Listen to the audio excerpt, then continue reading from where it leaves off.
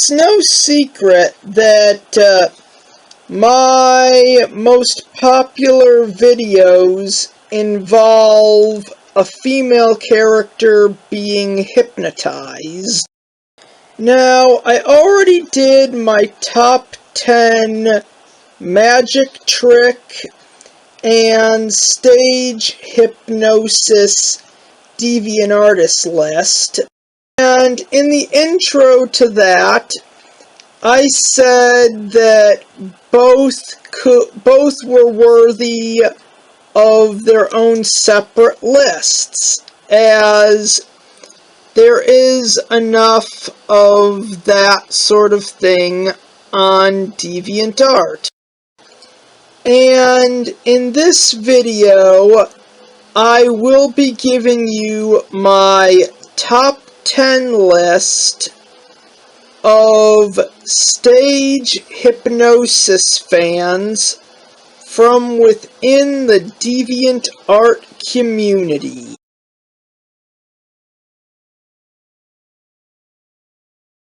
The Hypno Guy. He has 1.5k watchers, 315 deviations, and 71.4k page views.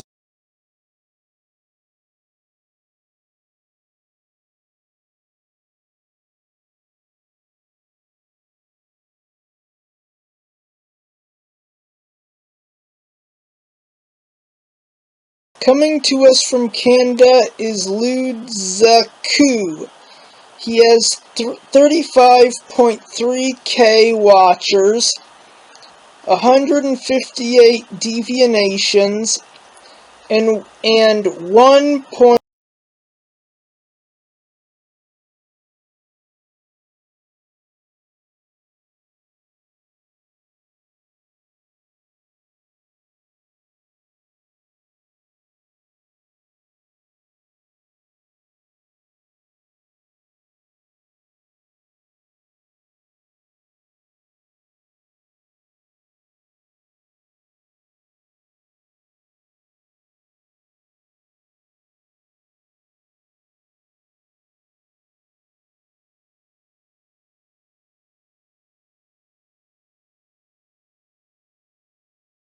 Hypno Dig with 350 watchers, 100 deviations, and 6.1k page views.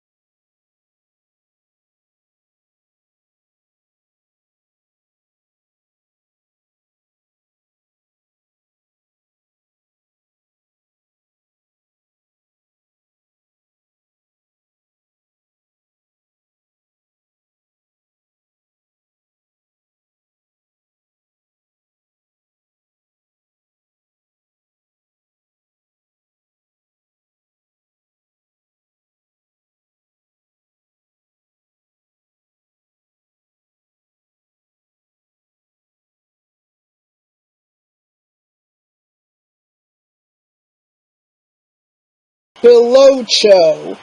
He has 596 watchers, 139 deviations, and 110.1k page views.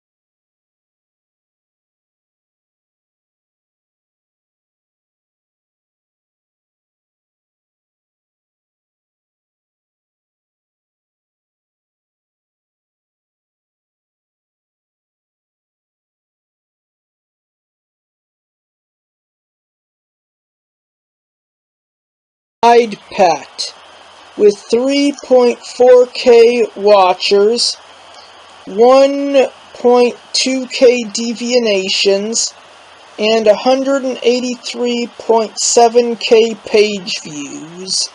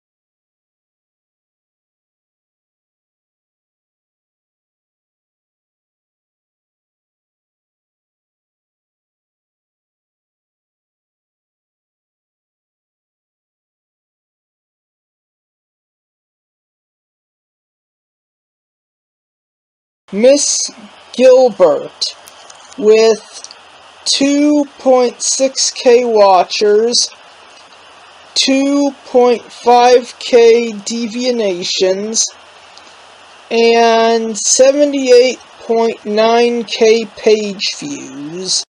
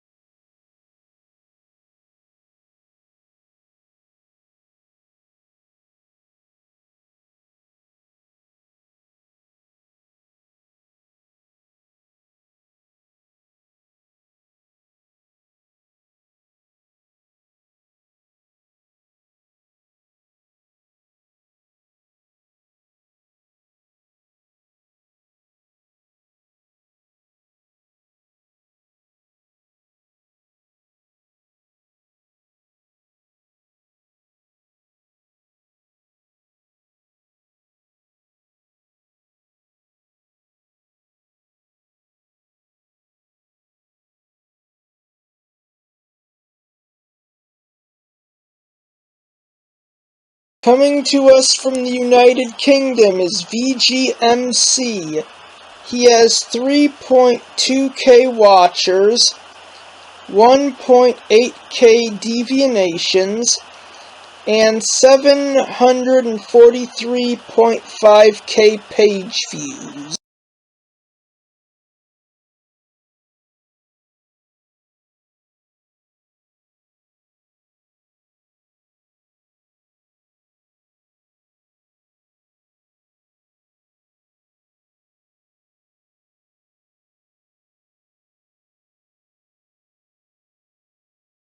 Elaine lay on her bed on the cruise liner, thinking about all that had happened in the last few days.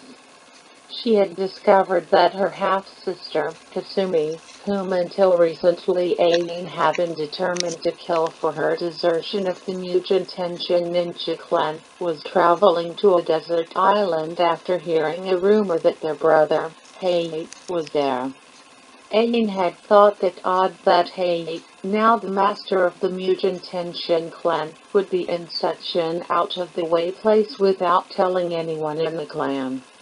She had figured that Kasumi must have also thought of that, which meant she must have been so desperate to see her brother that she had followed the rumor for even the slimmest chance of seeing him. Stupid, she had thought, though she couldn't deny that she would probably do the same in Kasumi's position. She had followed Kasumi onto the cruise ship that was to take her to her destination. While watching Kasumi and the other guests, Ain had noticed that there were very few men on the ship. In fact, most of the men on board were waiters, chefs and the like.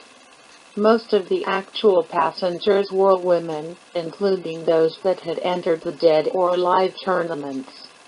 It was at this time that Ain had felt a sense of déjà vu. This was because the exact same thing had happened after the third tournament. The women from the tournaments were invited to take part in a fourth tournament on Zack Island, only for it to have all been a hoax created by an African-American man by the name of Zack for the sake of taking the women on a holiday and watching them play volleyball. Not that she hadn't had any fun, of course, but Ain had felt nothing but contempt for that deceitful, perverted, egotistical bastard. First of all, some of the competitors, quote, herself and Kasumi included, were underage in both their native Japan and his native America. Then there was the fact that he had bought an island and named it after himself. What made the whole thing worse was that the money had used to buy the island had originally come from his winnings in the third tournament, which she herself had technically won, but, having no need for the money, she had simply left after her victory, making Zack the winner by default. As she was having these thoughts, just like the last time, Zack had appeared and announced that it was indeed another hoax and that it was too late for anyone to leave.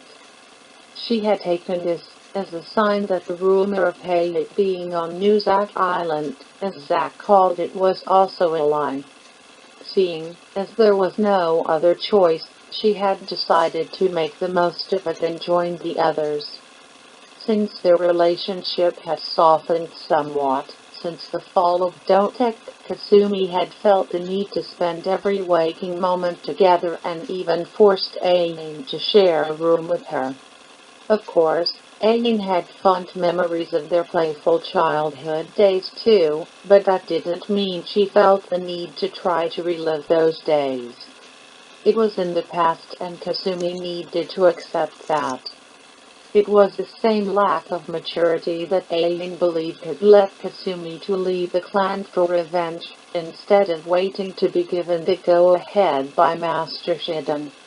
So here she was, lying on her bed, dressed in a black leather jacket with rolled-up sleeves, black pants and boots, a brown belt and black wristbands.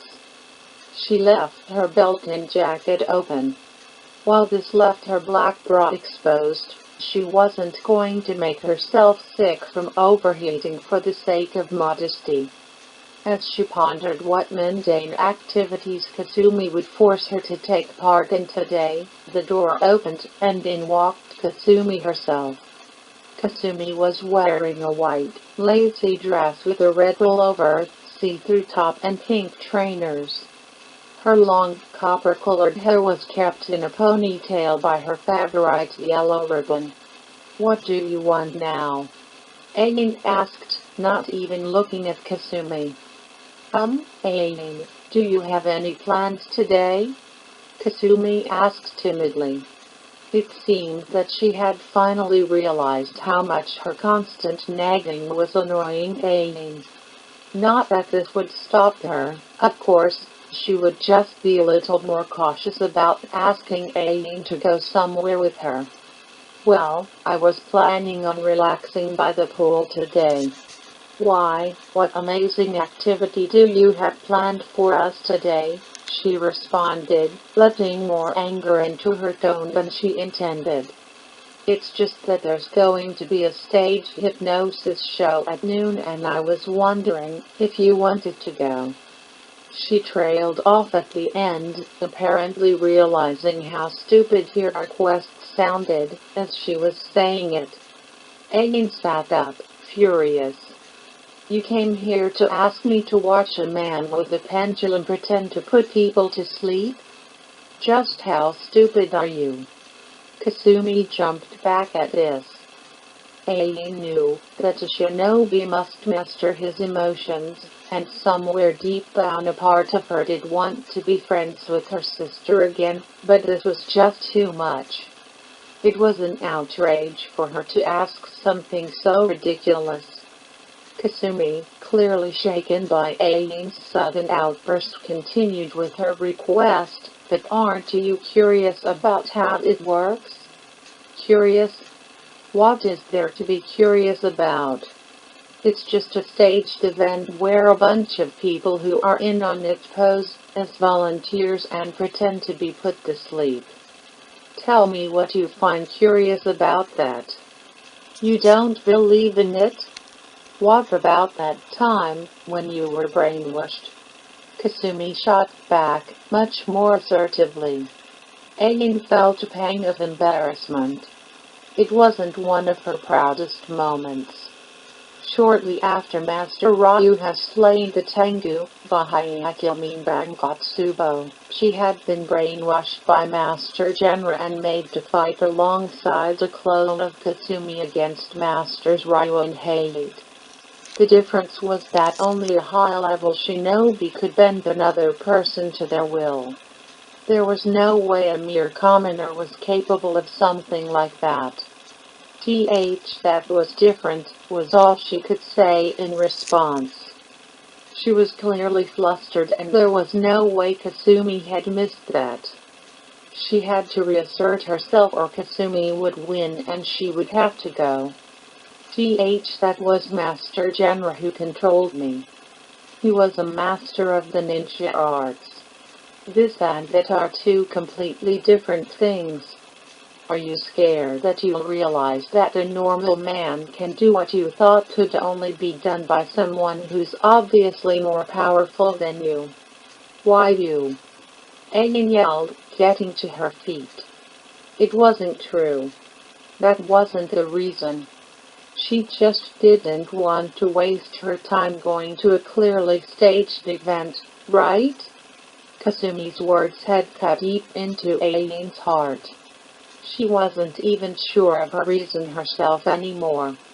Maybe Kasumi was right after all.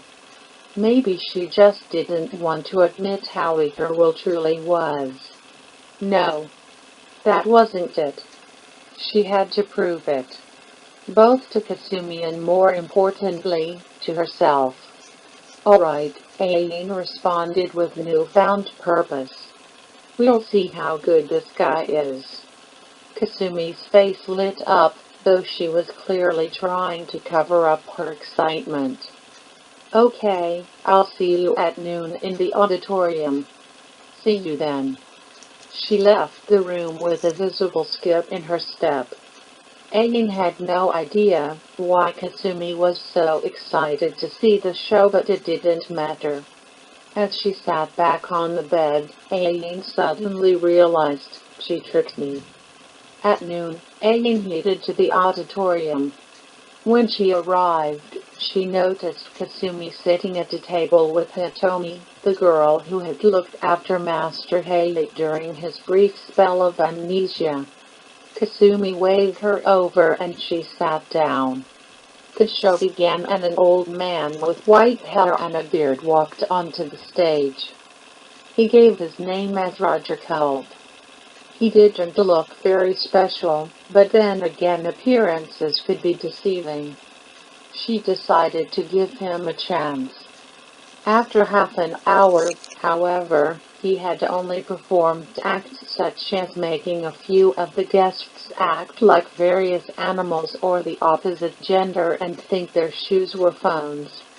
Aang was thoroughly unimpressed. She was sure now she was only manipulated in the past, because Master Genra was so powerful. As she got up to leave, Kasumi grabbed her wrist. "Excuse me," she called to Culp.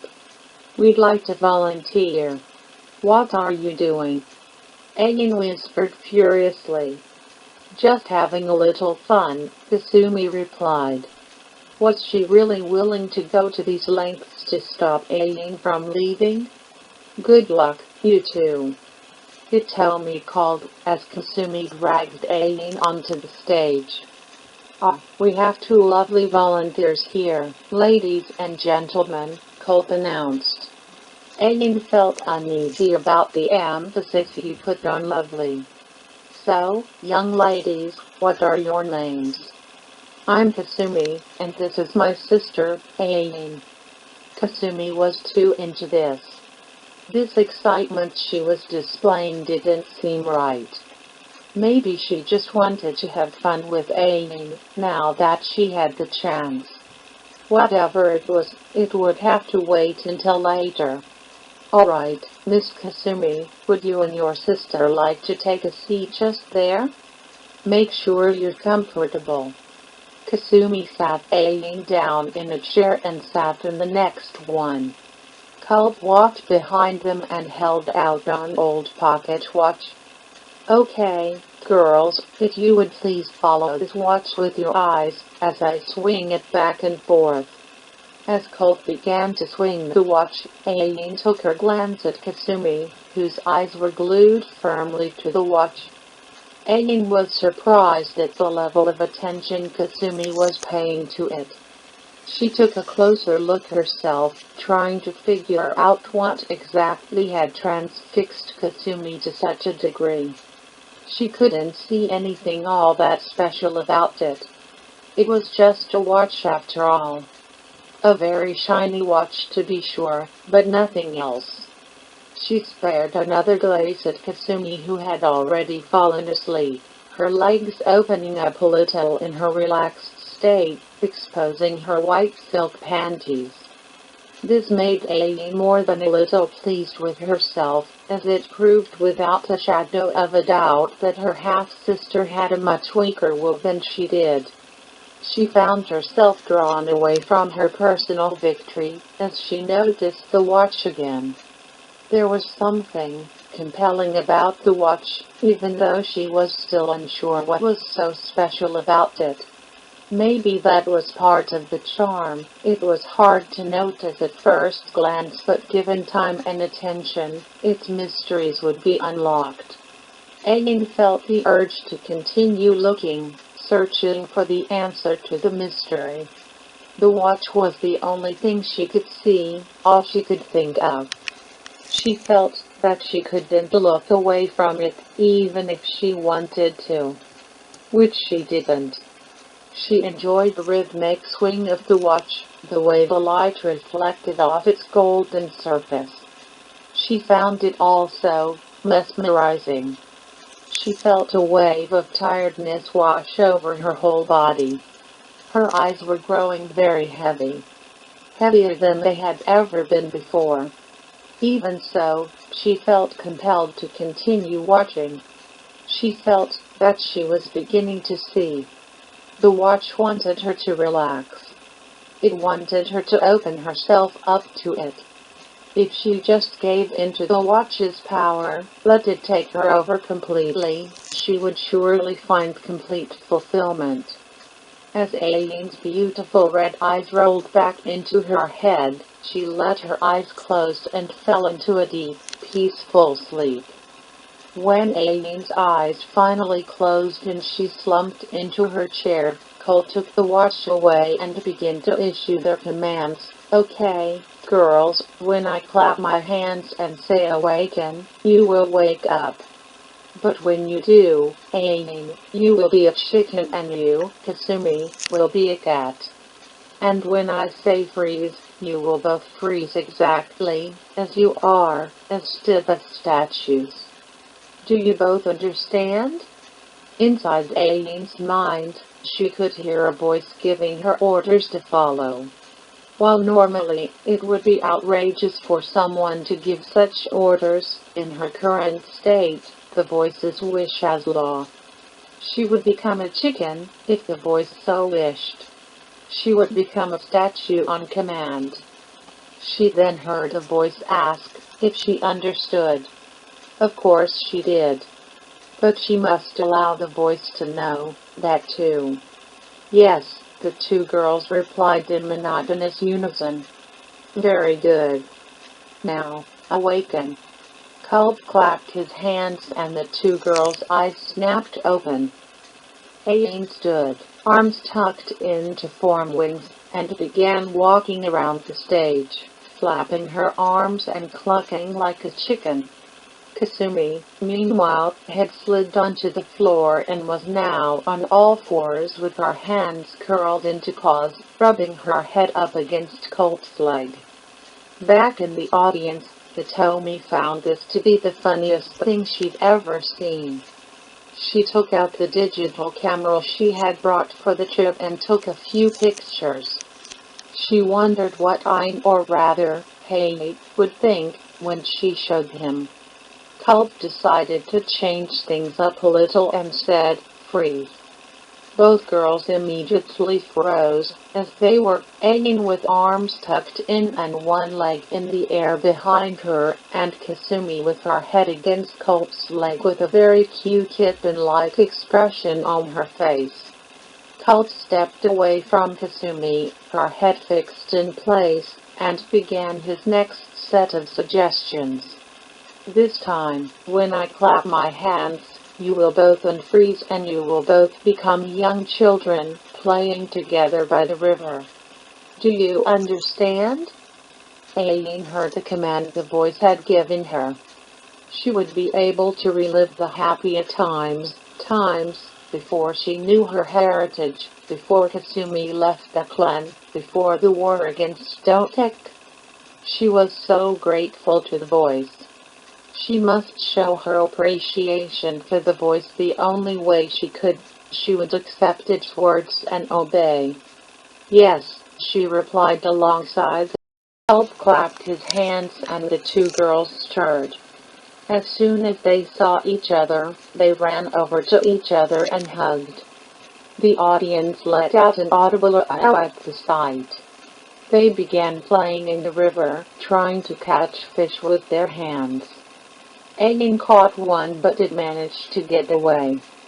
They continued to play this way, until they heard the word "freeze."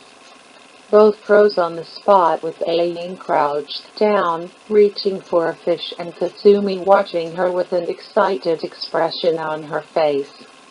Culp walked over, put an arm around each girl and said, "Sleep," in a commanding tone.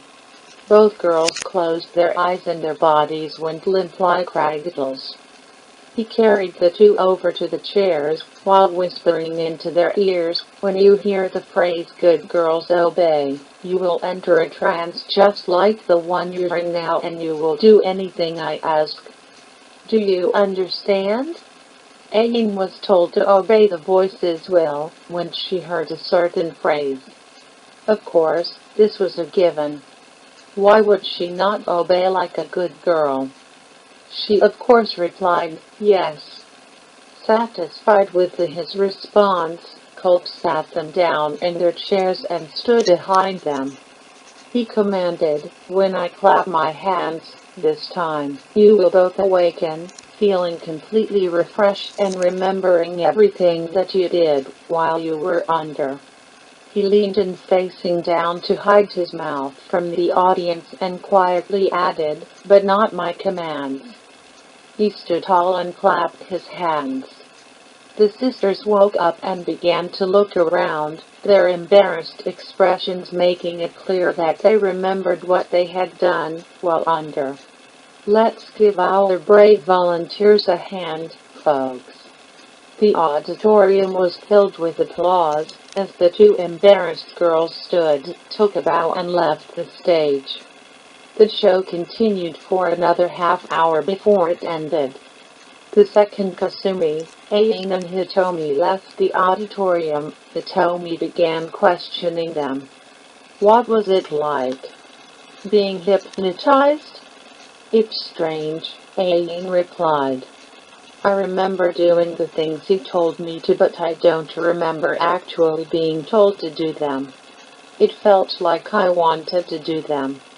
I know what you mean, Kasumi said. But it was fun.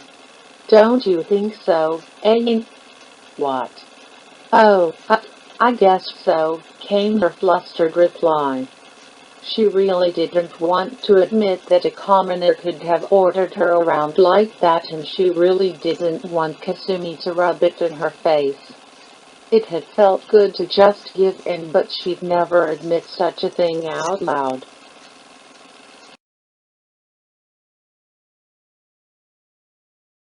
Coming to us from the United Kingdom is Holly Dolly Gaffs.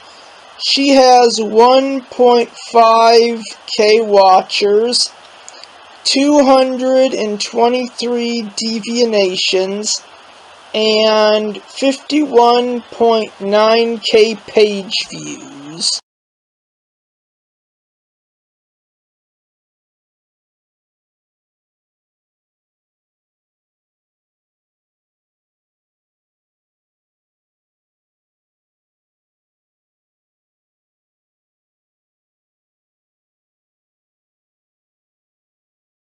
Les Berry, he has 2.4k watchers, 58 devianations, and 114.2k page views.